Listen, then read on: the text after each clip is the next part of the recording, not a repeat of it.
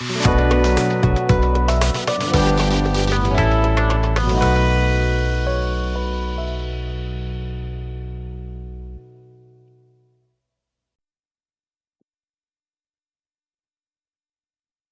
morning. This is Omar Muhammad, and this is our 36 minutes on anti-Semitism. Our guest today is Elizabeth Neumann. Elizabeth, welcome on this podcast. Can you Thank you so much for having me. Thank you. Thank you for joining us. Can you please introduce yourself? Sure. I am Elizabeth Neumann. I served as the Assistant Secretary for Counterterrorism at the Department of Homeland Security. And I've spent most of my career in the Homeland Security space over 2 decades, doing what I would consider domestic policy for counterterrorism. And during my most recent tenure at DHS, I oversaw our efforts to try to build the policy and programs that we needed to counter domestic terrorism, which in the U.S. we capture racially and ethically motivated violent extremism and anti-government extremism and a couple of other categories that all make up what we call domestic terrorism. It's really good to have someone with this background, because there is a lot we are going to discuss about anti-Semitism today related to security. But before we go into the discussion, and as I always do with my other guests, I ask this very important question, which is, what is the definition of anti-Semitism? It is an important question. I think there's a simple answer, and then it's important to say that there is no such thing as a simple answer in this space. But the simple answer is hostility or discrimination against Jews as a religious, ethnic, or religious group. The reason that it's not that simple is that, and it's my belief, that anti-Semitism is the underpinning behind many different ideological forms of extremism. And so things that might first surface and appear to be anti-government extremism or conspiracy theories about the government may have as its undercurrent actually an anti-Semitic belief, or white power movements. On their face, you think that that's about the color of the skin, but in fact, white power movements are inherently anti-Semitic, and they tend to have more antipathy for Jews than they do perhaps people of color. So it is, I like to say, if racially and ethnically motivated violent extremism, which is a category the government uses, the U.S. government uses, if that is our oldest form of extremism, then anti-Semitism is the oldest subcategory of that form of extremism. It has been around with us for millennia. And it is amazing to me that when you get into the latest conspiracy theory that seems to be new, it's just recycling things that have been around for thousands of years. It is quite stunning how pervasive it is, and unfortunately has increasingly become mainstream in ways that I don't think the average person appreciates. Thank you. It's always important to go into the definition, because without a working definition, combating anti-Semitism would be difficult.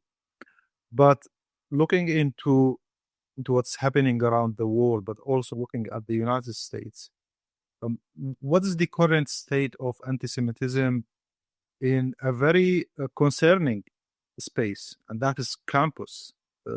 It's been growing, but what's the current state on campus?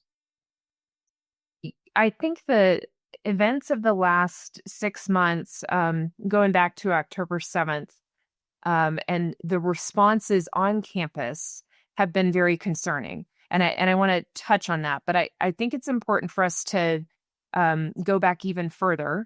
If you go back to the events of Charlottesville in August of 2017, the white power neo-Nazi movements that showed up, they were protesting in a way that was inherently about being anti-Semitic. So the idea that we have on campus anti-Semitism is not something new, and not just because of the tragedies of October 7th and the follow-on conflict. Um, the sentiment has always been there, and it hasn't been properly addressed by college administrators for some time. And some of that is much broader than anti-Semitism, and we can get into that in a minute. But the fact that we've let campuses have extremism fester then creates a very difficult moment post October 7th, when you have youth, I mean, college students are youth, who have very passionate views, and they seem to believe that the way to express those views is to do it through threats and intimidation. And I will tell you that the definition of extremism that I use, it's not what the government uses, but what I use includes intimidation as a part of the hostile action of extremism. And let me back up there and point out that the full definition I use of extremism comes from J.M. Berger, and it is when an in-group perceives a threat from an out-group to its success or survival, and comes to the conclusion that therefore hostile action is necessary. So in our political rhetoric today, it's pretty frequent for us to say that some political party poses a threat to our survival. The United States is going through another election year. Every politician says, if you don't vote for me, it's the end of whatever, right? Like, that existential narrative is just seeped into our politics now. And it's most unfortunate.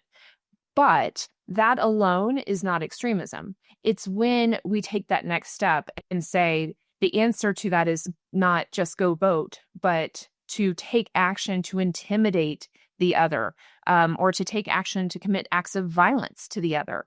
That hostile action spectrum starts with bullying and hate, and then advances to what we might consider property crime, like vandalism, possibly up to hate crimes, which could be vandalism, could be other types of crimes that get violent. And then you're moving into the violent spectrum. Terrorism and genocide is the last piece of that spectrum. And you can see when you define it that way, there are places where it's clearly criminal. And so the government can intervene, or the government can investigate and prosecute people who commit crimes. But before you get to the crimes, there's a mindset of somehow it's permissible to be and intimidating, to bully someone. And so that really is not the realm of government, but the realm of civil society. And I would argue on a college campus, that's the realm of college administrators. You are inviting youth. I mean, as young as 17-year-olds are coming onto your campus. We now know their brains are not fully formed. They tend to be very passionate, and that's a good thing. We want that. But it is adults' jobs, peoples who do have their brains fully formed, to model for them how you do peaceful debate, or how you embrace civility in your differences of opinion, and you don't cross into that hostile action spectrum. And I'm very concerned that if you read certain scholars like Greg Lukianoff, Jonathan Haidt, who have been studying the problem of college campuses, really they pinpoint 2014 as the year where we see this very drastic change in the behavior of students.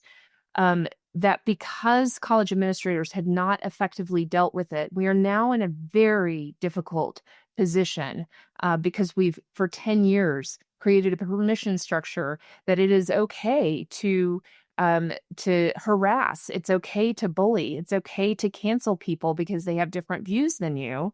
And that is not it is not a classical liberal value. We actually believe that it's okay for you to hold an unpopular opinion, and that you don't have to force me to accept that opinion. I don't have to force my opinion on you. We can disagree like that. that's the value system I grew up with when I went to college. That is not what the college campus experiences right now.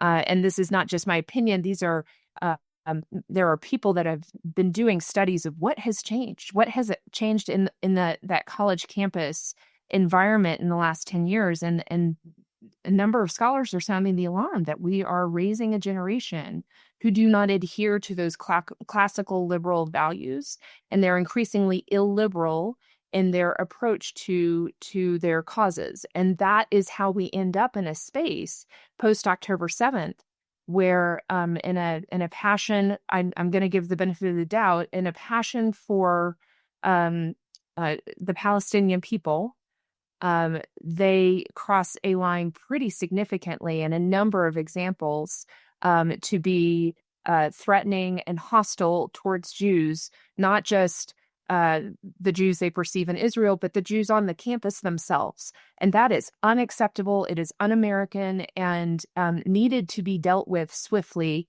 And I think we've seen mixed responses on campus. Some administrators are doing well, some are not. I mean, this makes the task is even more complicated and difficult. But since October 7th attacks, we have seen reports of a significant surge of anti-Semitism on campus. But it's also not only rhetoric. It's also the security, the safety of Jewish communities. I have spoken to many Jewish friends who are like honestly saying, I am afraid of showing my Jewishness on campus. How has the reality changed post October 7th attack? It's rather heartbreaking. I suppose it's not, sadly, it's not unique in the American experience. Post 9/11, we had a lot of Islamophobia, and you heard from the Muslim community that they were scared to go to mosques or Friday prayers, or tried to hide their faith so that they couldn't get targeted. There really is no place in our country for that. I mean, we were founded on this idea of religious freedom, and that idea of religious freedom came with it this respect for others' perspectives, and the idea that all of us are made in the image of God. At least that's my personal belief, but that's also, when you find in the founders' writings of the Declaration of Independence, it was anchored in this idea that we're endowed by our Creator with certain inalienable rights, and part of those rights is that it doesn't matter the color of your skin or your faith background or where you were born, you are worthy of dignity and respect. And of course, our country's history is filled with examples where we have failed at that. But I love, how President Obama framed it, that this is the American experiment. We're constantly trying to do better. And when we have these moments or examples where we're failing, it's painful. And I think one thing that it's very appropriate for people of goodwill to do is, like, we should be in mourning with our friends in the Jewish community. They are going through an extremely difficult time.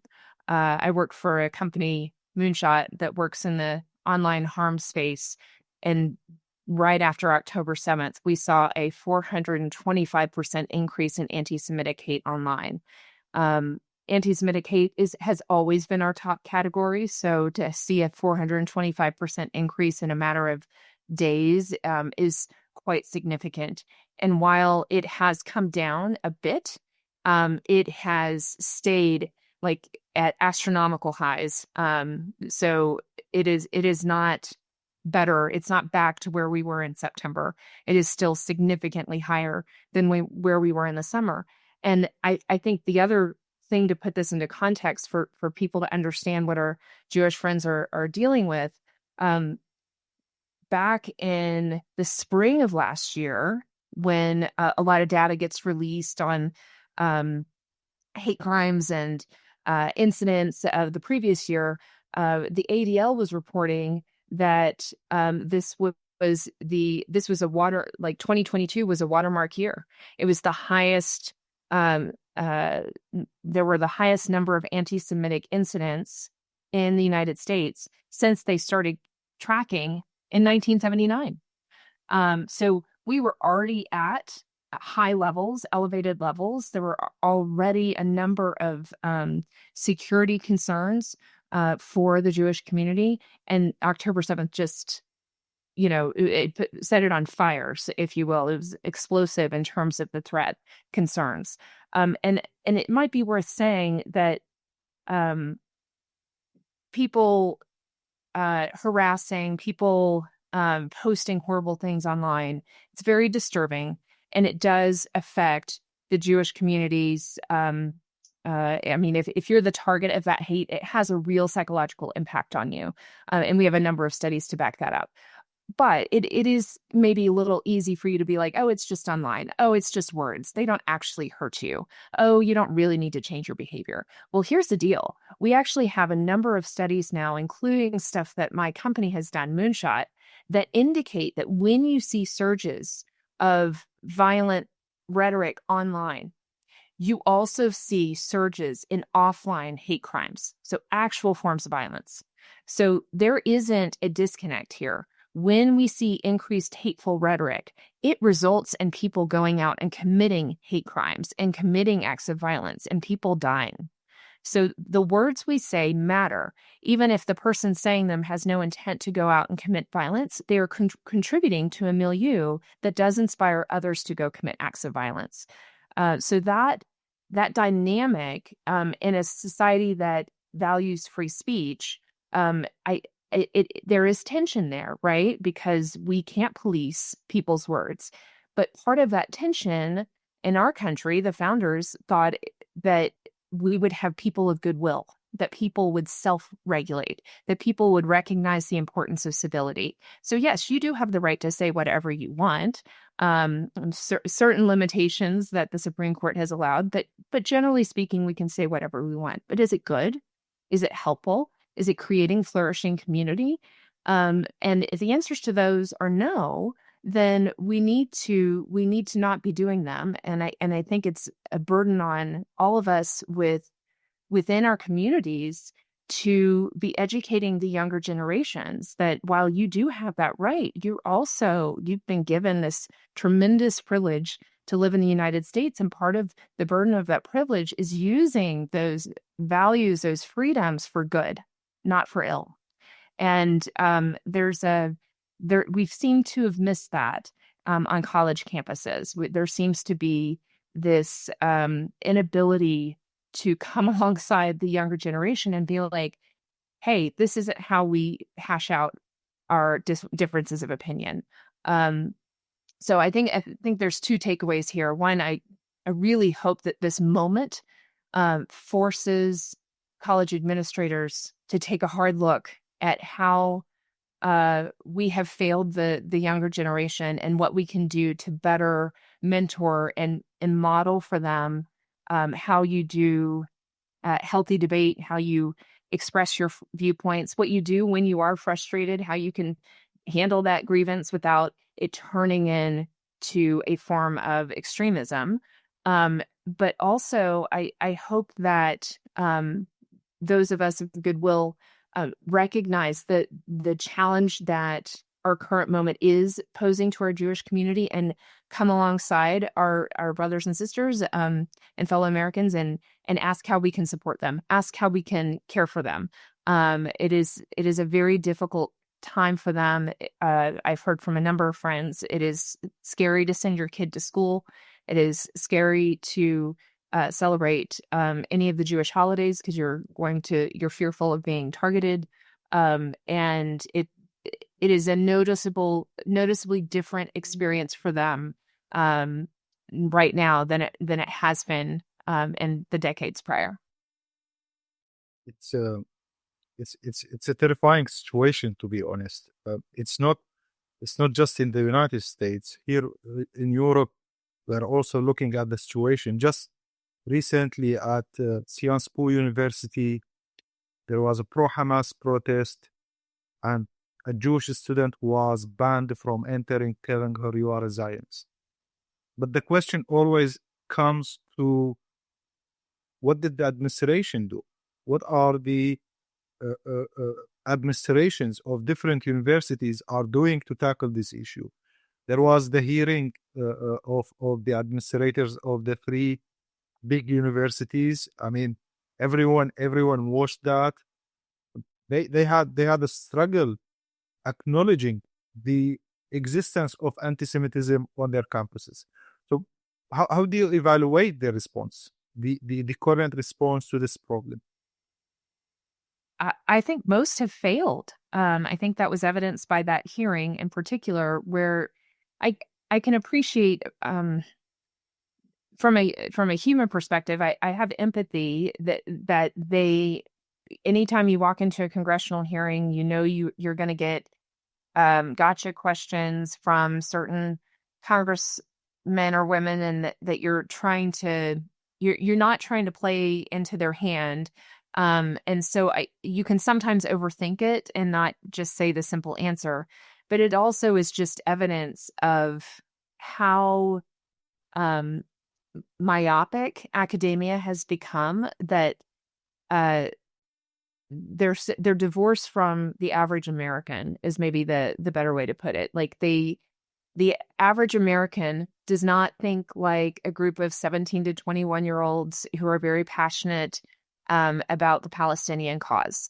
Now that doesn't mean you're not going to meet people in the Midwest who don't have strong opinions or might not appreciate the stance of the Israeli government. But it's just we speak a little plainer. Like, that was a terrorist attack. Murdering babies is wrong, and we should be able to just agree to that. And sometimes I think in academia, the desire to get to all of the nuance, all of the well, there's this part of the story and this part of the story. Oh, and you need to understand this and this, and it, as opposed to, no, there are times when moral clarity is needed. And this was one of those moments. And since they've spent, according, to the folks that have been researching the changes on college campus, we're now 10 years in to college campuses not dealing with this intolerance streak that's in our youth.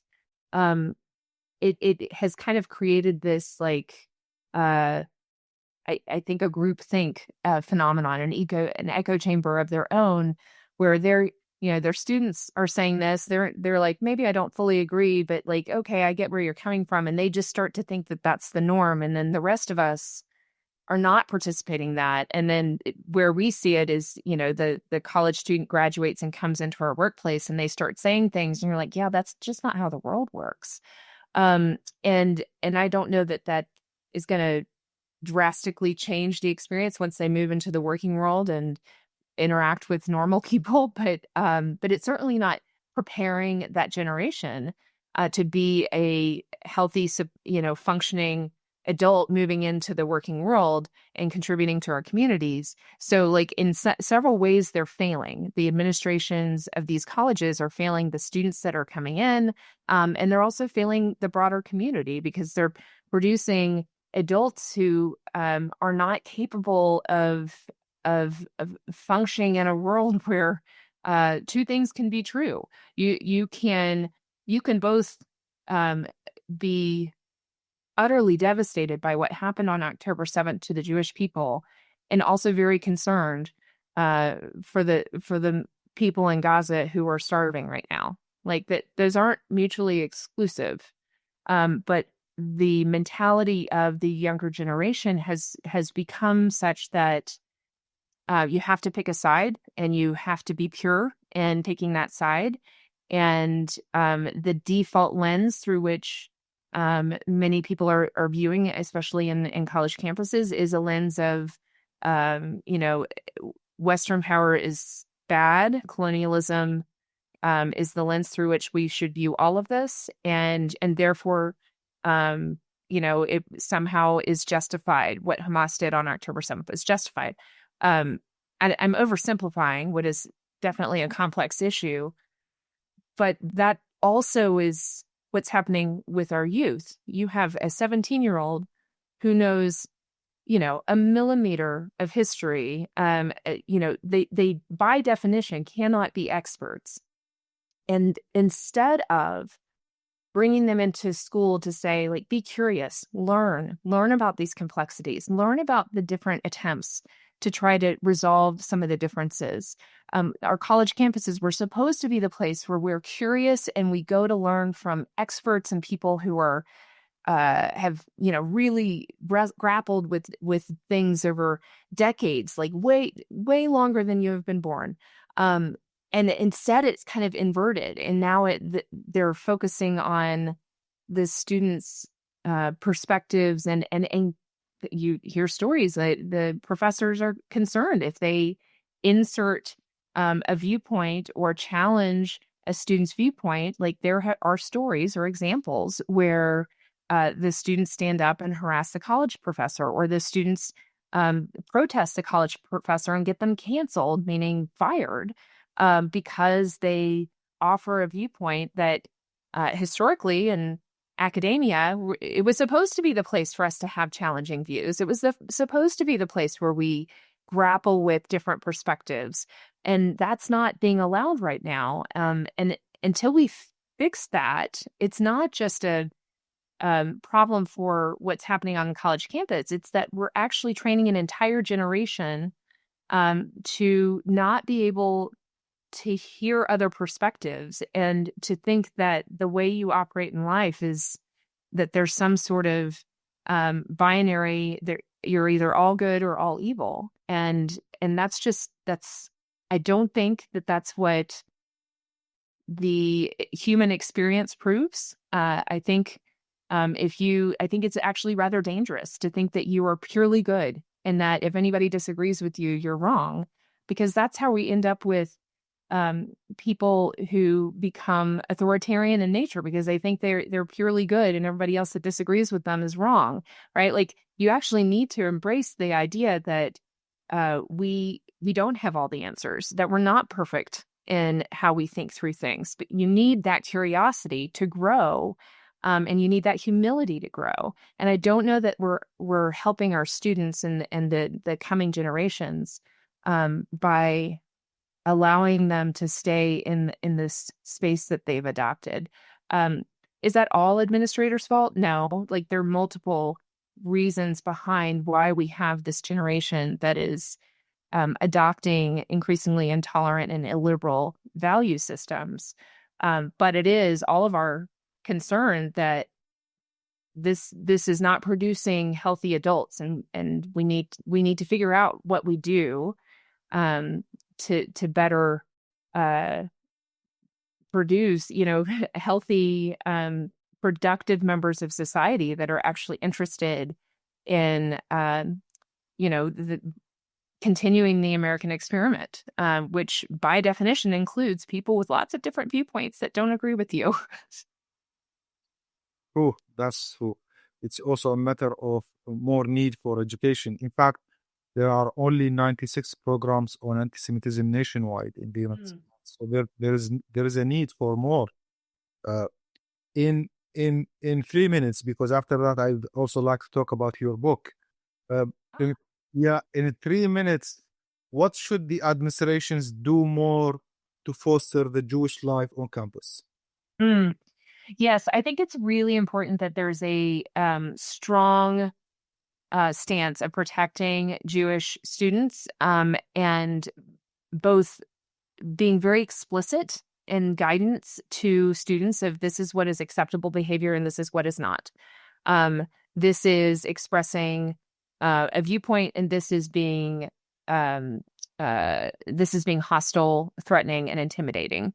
And I think that not only do you need to set clear standards, they need to be enforced. There is evidence that a lot of the problems we're experiencing today on campus are directly tied to incidents of riots and protests that got out of hand where students were not held accountable. And it created a permission structure for that behavior to continue. So you do need to be holding students accountable when they violate those codes or those rules. And over time, I don't think it's a silver bullet, but over time, hopefully you end up with a healthier campus. But no doubt, reassuring the Jewish students that they're wanted, that they are a prized member of their community, keeping open dialogues with the Jewish community on campus, so that students feel like they can not only express their concerns, but if there's legitimate security threats, that they can take action to make sure that they're protected. That's super important and should be a top priority. I mean, we still have time for the book. I promise we will talk about it. But is there a rule for the law enforcement in helping universities in this regard? Absolutely. Most schools have their own law enforcement or campus security apparatus. But hopefully they're also working with their local law enforcement and maybe even the FBI, depending on the nature of the threats. There are a number of resources available for schools, both K-12 as well as colleges, to build, to check your security plans, to build in protective measures.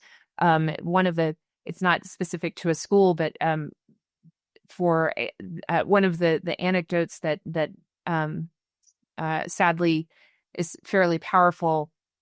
Several weeks before the attack in Pittsburgh on the Tree of Life Synagogue there, this is back in 2018, there had been a protective security advisor that came through and advised the synagogue on some protective measures that they could take. Make sure this door is locked, make sure this door is open, lock it from the outside, but not the inside. Some basic things that, a security-minded person might know, but our congregations and our colleges might not. Anyway, to keep us moving, that those changes saved a number of lives. So do contact those resources if you haven't already, and look to see what security measures you can put in place to keep your Jewish students safe. So, Elizabeth, in the remaining time, you wrote a book, a very important book, was praised by many scholars. What is that book? Tell us about it. Yes. I wrote the book Kingdom of Rage, The Rise of Christian Extremism and the Path Back to Peace. It was released in April of this year, and this comes from kind of my professional lens, but also kind of a personal lens. I was in DC on 9/11, and that's what moved me into the Homeland Security space. I was very motivated to do whatever I could to make sure that Americans never had to live through such a horrible event again. And then as I was serving out my time at the Department of Homeland Security in 2018, 2019, we started to see more of these attacks, domestic terrorism attacks happen, and trying to better understand the motivations and why this was occurring. And it really crystallized for me that our threat picture had drastically changed. Not that we don't have to worry about ISIS and Al-Qaeda, but the much bigger threat was coming from inside. It was coming from Americans who, for one reason or another, had embraced extremist ideologies and found justification for violence. And then moving into that 2020 period, which was extremely volatile and difficult for all of us, we just saw such an increase in attacks, and really culminating on January 6th. There was this moment where I just felt like, gosh, we spent 20 years trying to protect from terrorists overseas, and the people that actually were able to do damage to our capital were Americans. And it forced me to go down this path of why. And my background, I was a Republican. I grew up conservative. I'm also a Christian. And On January 6th, we saw so many Christian symbols. We saw people praying. And I felt like if we asked the Muslim community to speak out against what happened on 9/11, the ideology behind 9/11, shouldn't we Christians be speaking out against the ideology that's driving the current violence? And so I wrote a book about it, and it explores how we got to where we are, and most importantly, tries to offer some solutions for the Christian and conservative community to bring us back to peace. Elizabeth, thank you so much. This was our 36 minutes on anti-Semitism.